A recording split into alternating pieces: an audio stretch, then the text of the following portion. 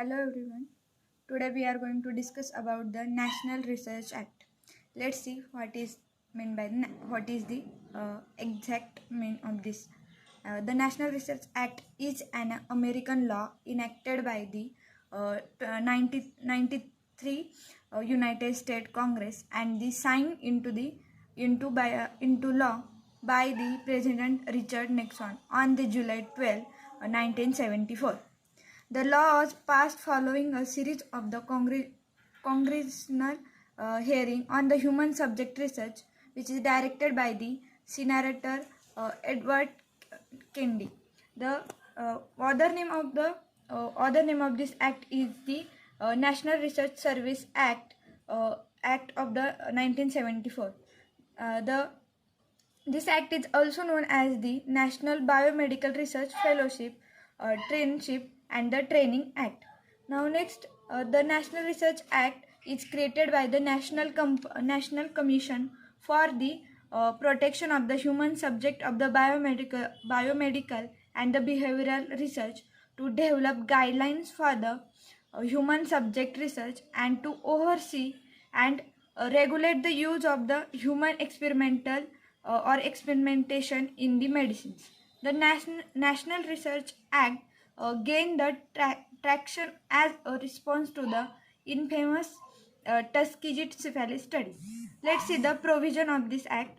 The National Research Act issued Title 45, which include the Part 46 of the Code of the Federal Regulations, which gives the protection of the human subjects. The National Research Act is overseen by the Office of Human Research Protection. The act also formalized a regulated IRB process through local institutional review boards and also overseen by the Office of Human Research Protection. Now, next we are seeing the research implications. After the U.S. Public Health Service, that is USPHS syphilis study at Tuskegee, the government changed its research practices.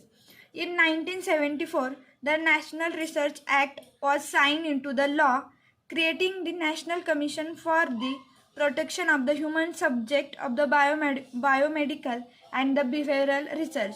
The group of identify basic principles of the research conduct and the suggested ways to ensure those principles were followed.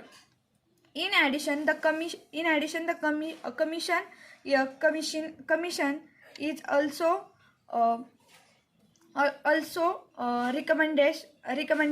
regulations were passed in 1974 that require the researchers to get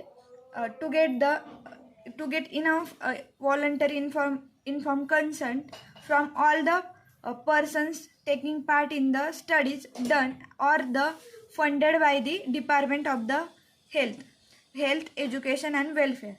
They also required that all the DHEW supported studies using the human subjects by review by the Institutional Review Board, which decide whether the research protocol meet the ethical standards.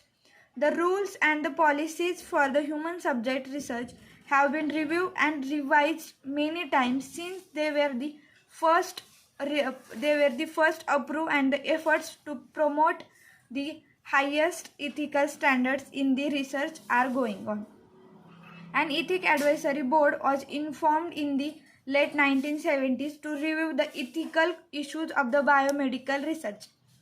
As a result of their work in the 1979 publication commonly known as the Belmont Report summarized the three ethical principles that should guide human research, that is respect for the person, beneficence, justice.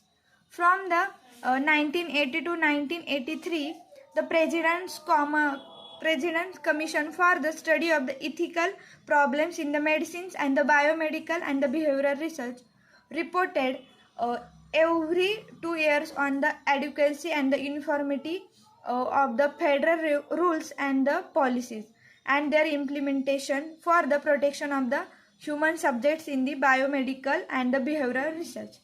Thank you.